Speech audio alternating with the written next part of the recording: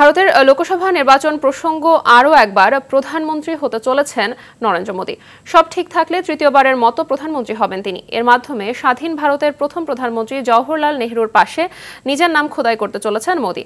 যদিও নেহরুর মতো একক সংখ্যাগরিষ্ঠতা অর্জনে ব্যর্থ হয়েছেন। মঙ্গলবার লোকসভা নির্বাচনের ফলাফলে নরেন্দ্র মোদীর দল বিজেপি এককভাবে সর্বোচ্চ আসন পেলেও বিজেপি নেতৃত্বাধীন এনডিএ জোট ৩০০ আসনও ছুঁতে পারেনি।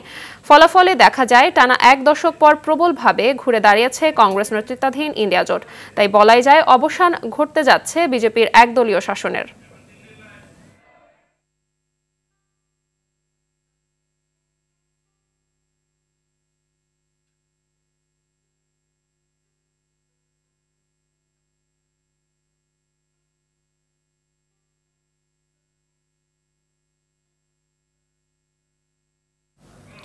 দর্শক, এ বিষয়ে আরো জানাতে ভারতের দিল্লি থেকে সরাসরি যুক্ত হচ্ছেন সহকর্মী পরমাশিস ঘোষ রায়।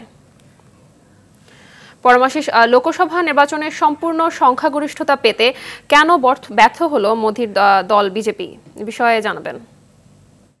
বিষয়টা হচ্ছে যে নির্বাচনের আগে বিজেপি যে সংকল্পপত্র দিয়েছিল যে 5 বছরের জন্য ফ্রি রেশন বন্টন ব্যবস্থা, সেই জায়গা থেকে এবং ফ্রি গ্যাস দেওয়ার যে পাইপলাইনের মাধ্যমে যে কথা তিনি দিয়েছিলেন, সেই জায়গা থেকে কিন্তু নরেন্দ্র মোদীর দল যে কেন ব্যর্থ হলো সেটা হচ্ছে একটাই বড় ব্যাপার, যে ধর্মীয় অনুষঙ্গকে কাজে লাগিয়ে যে ভোট প্রচার নরেন্দ্র মোদী করেছেন সেটাই কিন্তু ব্যর্থতার পরিচয় হিসেবে নিয়ন্ত্রণ হয়েছে বলেই সেটাই কিন্তু মানুষ মনে করছে। তার কারণ কেননা আমরা দেখলাম যে অযোধ্যায় কিন্তু রাম মন্দির যেখানে প্রতিষ্ঠা হয়েছে সেই জায়গাতেও কিন্তু বিজেপি পরাস্ত হয়েছে, এবং অরুণ গোবিল রামায়ণের চরিত্রে যিনি রামের অভিনয় করেছেন সেখানেও কিন্তু বিজেপি পরাস্ত হয়েছে। আপকি বার 400 পার নরেন্দ্র মোদীর যে গ্যারান্টি দিয়েছিলেন সেই জায়গা থেকে নরেন্দ্র মোদীর দল মাত্র 239টি আসন পেয়েছে।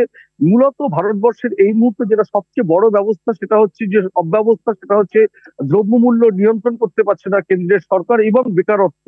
সেই জায়গা থেকে কিন্তু রাহুল গান্ধীর যে ভারত ন্যায় যাত্রা, সাধারণ মানুষ, খেটে খাওয়া মানুষ, নিম্নবিত্ত মানুষ, সাধারণ মধ্যবিত্ত মানুষের সমস্যা শোনার জন্য ভারতের উত্তর থেকে দক্ষিণে যে রাহুল গান্ধী যে ন্যায় যাত্রা করেছিলেন সেটা কিন্তু প্রবলভাবে একেবারে চাপে ফেলে দিয়েছে কেন্দ্রের সরকারকে, অর্থাৎ নরেন্দ্র মোদীর সরকারকে। সেই জায়গা থেকে কিন্তু নরেন্দ্র মোদীর এরকম ফলাফল। তার একটা উদাহরণ সেটা হচ্ছে বেঙ্গল রাজনীতি। পশ্চিমবঙ্গে মমতা বন্দ্যোপাধ্যায় বিভিন্ন প্রকল্প সাধারণ মানুষের জন্য যে প্রকল্প, সেই জায়গায় দাঁড়িয়ে 42টা আসনের মধ্যে কিন্তু পেয়েছে তৃণমূল কংগ্রেস 29টা।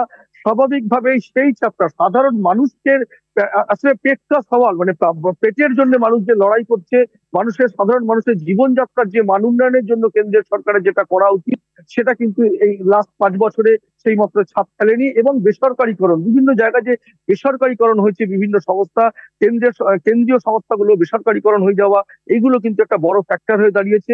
স্বাভাবিকভাবে বেকারত্ব এবং দ্রব্যমূল্য বৃদ্ধি কিন্তু নরেন্দ্র মোদীকে এই হারটা এনে দিয়েছে। তবু এই মুহূর্তে নরেন্দ্র মোদী কিন্তু কেন্দ্রের এনডিএ সরকার কিন্তু ক্ষমতায় আসতে চলেছে। সেই জায়গায় দাঁড়িয়ে এখন বড় ফ্যাক্টর হয়ে দাঁড়িয়েছে তেলুগু দেশম পার্টি চন্দ্রবাবু নাইডু এবং নীতিশ কুমার।